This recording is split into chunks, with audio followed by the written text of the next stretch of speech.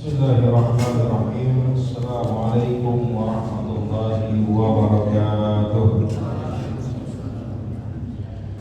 Alhamdulillahilladzi anzala 'alaihi al-Qur'ana fi syahri Ramadan wa ja'alahu lana hudan lil muttaqina wassalatu wassalamu ala nabiyyina wa maulana Muhammadin wa ala alihi wa ashabihi wa man tabi'ahum bi ihsan ila yaumil qiyamah. Asyhadu an la ilaha illallah wahdahu la syarika lah wa asyhadu anna Muhammadan abduhu wa rasuluh. Qala Allah ta'ala fi kitabihil karim, a'udzu billahi minasy syaithanir rajim. Bismillahirrahmanirrahim. Inna في ليلة القدر وما أدراك ما ليلة القدر ليلة القدر خير من ألف شهر تنزل الملائكة والروح فيها بإذن ربهم من كل أمر سلام هي حتى مطلع الفجر. صدق الله العظيم. أما بعد، Masyaallah muslimin jamaah sidang salat isya dan dilanjutkan salat tarawih rahimahullah. Alhamdulillah, Allah masih memberikan kita kesempatan, waktu, sehat walafiat sampai saat ini kita berada di malam ke-28 atau mungkin ada juga yang malam ke-29 bulan suci Ramadan yang ternyata sudah masuk penghujung waktu Ramadan yang akan segera kita tinggalkan. Salah satu momen istimewa yang Allah berikan kepada umat Nabi Muhammad SAW di penghujung bulan Ramadan tiada lain dan tiada bukan adalah Lailatul Qadar, di mana di malam tersebut Allah menurunkan Al-Quran dari Lauhul Mahfuz secara sekaligus ke langit dunia di Baitul Izzah. Maka sudah sepantasnya kita sebagai umat Nabi Muhammad bergembira atas turunan atau turunnya wahyu Allah yang Maha Tinggi, dan mudah-mudahan kelak kita bisa menjadikan Al-Quran sebagai petunjuk dalam kehidupan kita. Terlepas dari pembahasan tentang Lailatul Qadar, tentunya sudah banyak yang membahasnya. Cuma izinkan di sini saya menyampaikan perspektif terkait dengan kenapa Allah Subhanahu wa Ta'ala merahasiakan pastinya Lailatul Qadar. Tidak ada yang tahu, bahkan baginda Rasul pun hanya memberikan gambaran taharu Lailatul Qadar fil witri min ashril awakhir min Ramadan. Capailah Lailatul Qadar di malam ganjil 10 hari terakhir bulan Ramadan. Pastinya tidak tahu 21 kah, 23 kah, 25, 27 atau 29.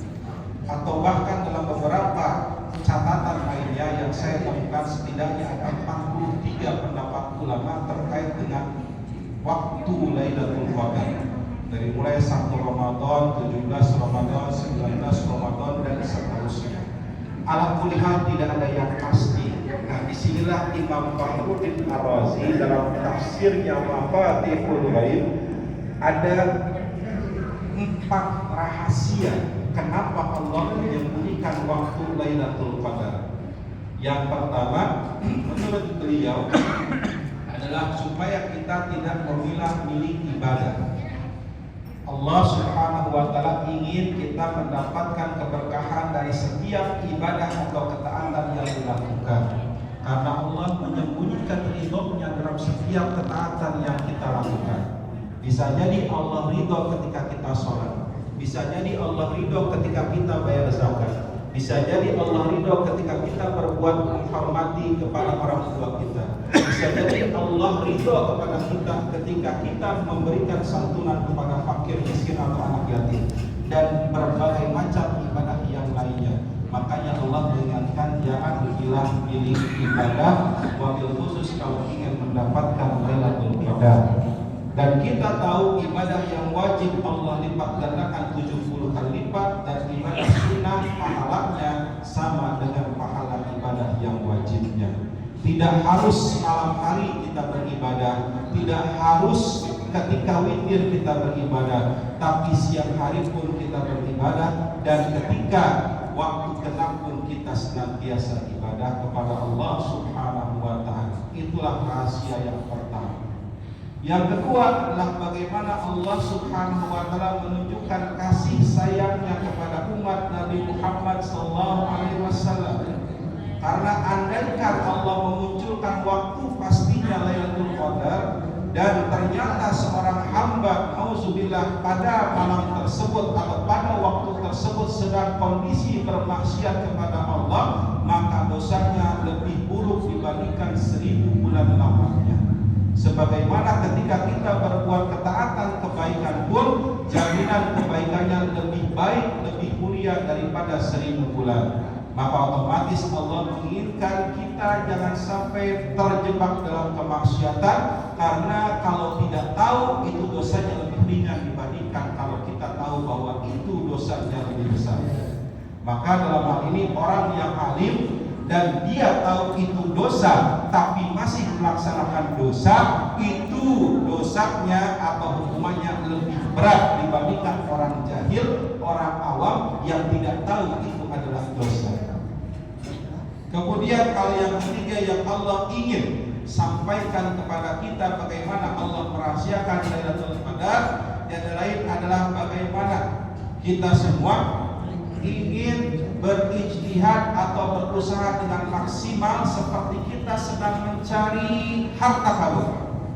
Ketika kita misalnya tahu di suatu tempat ada harta karun, maka kita berusaha misalnya menyiapkan peralatannya, perbekalan dan lain sebagainya. Begitupun Lailatul Qadar, Allah ingin dalam setiap hari, setiap waktu yang kita lalui di bulan Ramadan itu, kita bersiap-siap seolah ingin mendapatkan harta karun yang begitu besar. Maka Allah mulai dari sisi usaha yang kita lakukan, tidak hanya bentuk ataupun jenis ibadah yang kita lakukan. Maka yang namanya Lailatul Qadar tidak hanya mendapatkan orang yang hanya berdiam diri di masjid, tetapi orang yang mencari nafkah di pabrik, mencari nafkah di rumah sakit, mencari nafkah di pasar ataupun di tempat-tempat lain, selama dia ikhtiarnya adalah lillahi ta'ala, untuk kebaikan dirinya ataupun keluarganya, dan mengharapkan ridho ibadah kepada Allah Subhanahu wa Ta'ala, maka orang itu layak mendapatkan Lailatul Qadar. Tidak terbatas tempat, tidak terbatas jenis ibadah. Allah menginginkan kita semua mendapatkan Lailatul Qadar. Maka jangan hanya berpikir bahwa hanya orang yang beriktikaf saja yang berhak mendapatkan Lailatul Qadar, tapi dimanapun siapapun insya Allah berhak mendapatkan Lailatul Qadar selama dia menjaga ketaatan kepada Allah Subhanahu wa Ta'ala dan menghindarkan diri dari maksiat kepadanya. Dan kemudian yang terakhir, yang keempat, menurut Imam Ar-Razi rahimahullah ta'ala, bahwa Allah ingin membanggakan kita di hadapan para malaikatnya. Kita tahu ketika Allah menciptakan pertama kali Bani Adam, para malaikat protes, ya Allah, kenapa kau menciptakan manusia yang memiliki karakter merusak dan juga memiliki karakter membunuh satu sama lainnya? Allah cuma mengatakan, aku lebih tahu dibandingkan kalian apa yang aku lakukan. Dan ketika Lailatul Qadar, Allah ingin menyampaikan, membanggakan kepada para malaikatnya, hei malaikat, lihatlah hambaku yang bernama manusia. Dia tidak tahu kapan Lailatul Qadar waktunya, tapi dia sibuk beribadah, mensucikan, mendekatkan dirinya kepadaku. Maka inilah yang aku sampaikan kepada kalian. Aku lebih paham dibandingkan kalian, wahai para malaikat.